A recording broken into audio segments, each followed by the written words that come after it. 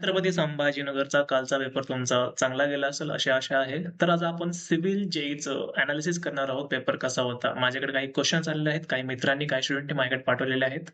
तर बघूया. सर्वात पहिला क्वेशन होता तो कॅल्शियमची लिमिट. बरोबर आहे. ॲक्सेप्टेबल लिमिट आणि कॉज फॉर रिजेक्शन. बरोबर आहे. तर कॅल्शियमचं विचारलं होतं. त्याचं कसं आहे? 75 mg पर लिटर ही ॲक्सेप्टेबल लिमिट आहे आणि जर दुसरा ऑप्शन आपल्याकडे अवेलेबल नसेल तर ही लिमिट आपण 200 mg पर लिटर पर्यंत एक्सटेंड करू शकतो. बरोबर आहे. तर हे अशा प्रकारचे क्वेश्चन आपल्याला भरपूरदा पाहायला मिळत आहेत. झेडपी मध्ये सुद्धा अशा प्रकारचे क्वेश्चन आले होते. मनपामध्ये सुद्धा अशा प्रकारचे क्वेश्चन येतात.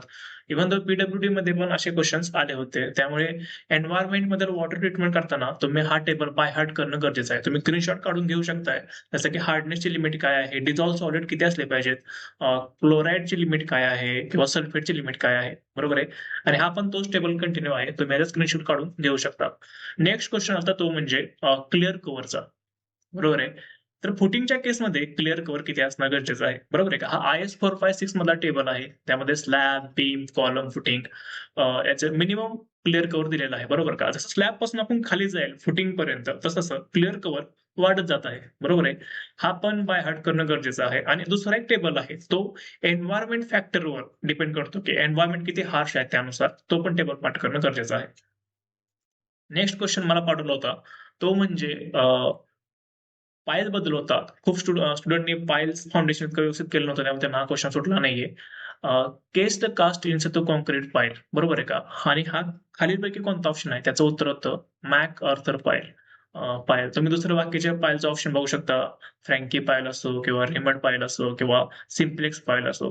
हे एकदा तुम्ही गो थ्रू करून घ्या किंवा नेक्स्ट टाइमला तुम्हाला ह्या गोष्टी सोप्या जातील. बरोबर आहे. नेक्स्ट क्वेश्चन जो माझ्याकडे आला होता, मित्रांनी पाठवला होता तो म्हणजे कॅम्बर. मिनिमम कॅम्बर केवढा असला पाहिजे. बरोबर आहे. त्यामध्ये कंडिशन आहेत. हेवी रेनफॉल असेल किंवा लाईट रेनफॉल असेल, high bituminous, thin bituminous, water bound असेल किंवा अर्धन रोड असेल. बरोबर आहे का? त्यामध्ये थिन बिटुमिनसचा कॅम्बर हेवी रेनफॉल साठी किती असेल हा क्वेश्चन होता. उत्तर आहे 2.5. ओके. तर हा टेबल पण तुम्ही बाय हार्ट करून घेऊ शकता. ह्यावेळेस नंबर ऑफ टाइम्स ह्या टेबलवर क्वेश्चन विचारलेले आहेत. ओके. तर माझ्याकडे एवढे क्वेश्चन आलेले आहेत. 2 मिनिटं अजून सिव्हिलचे क्वेश्चन आहेत. ते म्हणजे नेक्स्ट क्वेश्चन जो होता तो होता फायर रेजिस्टिंग पेंट. बरोबर आहे का? हा पेंट ज्यांनी चापट केला त्यांना ह्याचं उत्तर आलं असेल. त्याचं उत्तर होतं अॅल्युमिना. बरोबर आहे का? हा अॅल्युमिना हा फायर रेजिस्टिंग पेंट म्हणून वापरतो. नेक्स्ट क्वेश्चन होता सीपीएम बद्दल होता. सीपीएम बद्दल त्यांनी विचारलं होतं अर्लिएस्ट स्टार्ट टाइम. बरोबर आहे का? एका ऍक्टिव्हिटीचा अर्लिएस्ट स्टार्ट टाइम विचारला होता. त्यामुळे सीपीएम पण थोडंसं भरपूर एक्झामला सीपीएमवर एक तरी क्वेश्चन नक्की येतो. त्यामुळे ते पण त्याच्यावर थोडं जास्त फोकस करणं गरजेचं आहे. बरोबर का? जसं की फ्लोट असेल, फ्लोटवरती क्वेश्चन भरपूर येतात. ते करणं गरजेचं आहे.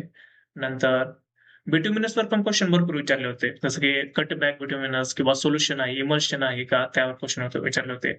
आणि मोस्ट ऑफ द क्वेश्चन नंतर नेक्स्ट क्वेश्चन होता फॅक्टर ऑफ सेफ्टी. बरोबर आहे का? हा फॅक्टर ऑफ सेफ्टी आता IS 800 आणि IS 456 ह्या दोन्हीकडे वेगवेगळे फॅक्टर ऑफ सेफ्टी आहेत. जसं की 1.10 आणि 1.25 हे दोन फॅक्टर ऑफ सेफ्टी IS 800 मध्ये येतात. आणि IS 456 मध्ये स्टीलसाठी आपण काय वापरतो?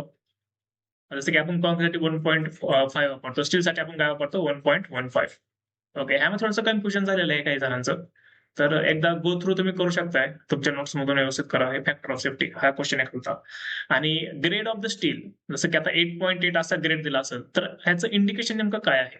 आता 8 काय इंडिकेट करतोय? 800. हा 800 आहे तो काय आहे? अल्टिमेट अल्टिमेट स्ट्रेंथ आहे. बरोबर का? आणि ज्यावेळेस आपण त्याला 0.8 न मल्टिप्लाय करतो, जसं की ह्या केसमध्ये काय येणार आपल्याला 640.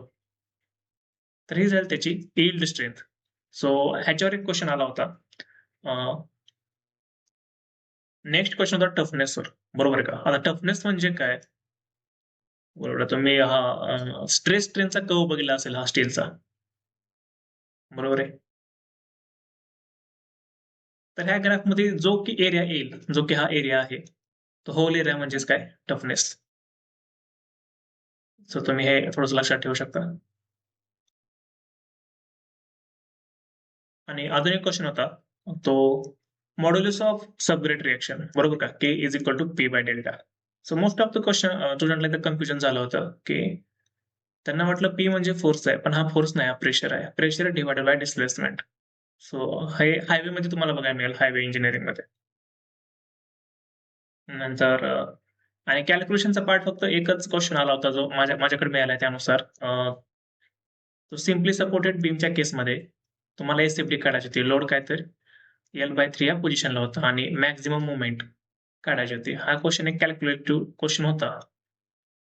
बाकी जसं अनालिसिस करायला गेलं तर कॅल्शियमची लिमिट विचारली होती. ते म्हणजे काय येणार, एन्व्हायरमेंटल इंजिनिअरिंगमध्ये येतं, एन्व्हायरमेंटल इंजिनिअरिंग. नंतर fire proof resistance, paint, building material and construction, त्यामध्ये नंतर एसएफडी, बीएफडी, सॉम. नंतर रिड्यूस लेवल पण विचारलं होतं, जसं की सर्वे अँड हायवे, ह्या सब्जेक्टवर पण क्वेश्चन आले होते. नंतर स्टीलवर पण क्वेश्चन आले होते. स्टील फॅक्टर ऑफ सेफ्टी आणि grade of the steel measure कसं करायचं, त्यात संबंधित toughness against strength of material, coefficient of subgrade म्हणजे modulus of subgrade reaction, again highway. नंतर कॅम्बरची व्हॅल्यू विचारली होती, हायवे मध्येच येते. इफेक्टिव्ह लेंथ पण विचारली होती त्यांनी, जसं की सपोर्ट कंडिशन नुसार डिफरंट डिफरंट इफेक्टिव्ह लेंथ आपल्याला बघायला मिळते. राईट. तर L/2, L/√2, L/2L, बरोबर काय? ह्याच्यावर पण क्वेश्चन प्रत्येक वेळेस बघायला मिळतो, त्यामुळे हे थोडंसं बाय हार्ट करून जावं. आणि जर एवढे माझ्याकडे क्वेश्चन आलेले आहेत त्यानुसार, तर मोस्ट ऑफ द वेटेज ह्या सब्जेक्टला दिलेलं आहे त्यांनी. तुमच्याकडे अजून काहीतरी एक्स्ट्रा क्वेश्चन असतील ज्या शिफ्टला तुम्ही होता, तर तुम्ही कमेंट सेक्शनमध्ये टाकू शकता, जेणेकरून बाकीच्या विद्यार्थ्यांना याचा फायदा होईल. तर आपण जाऊयात आता नॉन टेक्निकल सेक्शनकडे. नॉन टेक्निकलमध्ये जीकेचं मोस्ट ऑफ द जीके हा छत्रपती संभाजीनगरच्या रिलेटेड होता, असं असं विद्यार्थ्यांनी मला सांगितलेलं आहे.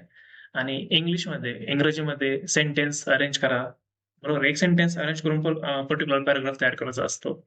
नंतर fill in the blanks, error detection करा, सिनोनिम्स, आर्टिकल्स, प्रिपोजिशन, पोजिशन, ह्या सगळ्या गोष्टी इझी लेवल्स होतं. इंग्लिश आणि Marathi easy, moderate to easy levels होता. जसं की वाक्य वापरून एखादा परिच्छेद तयार करा, स्त्रीलिंगी पुल्लिंगी शब्द ओळखा वाक्यामध्ये, त्याच्या फंक्शननुसार त्यामध्ये काय चेंज होतं, बरोबर काय? एखादा स्त्रीलिंगी शब्द हा स्त्रीलिंगी असतो, परंतु त्याचं फंक्शन पुल्लिंगी असतं, त्यावेळेस तो पुल्लिंगी राहतो.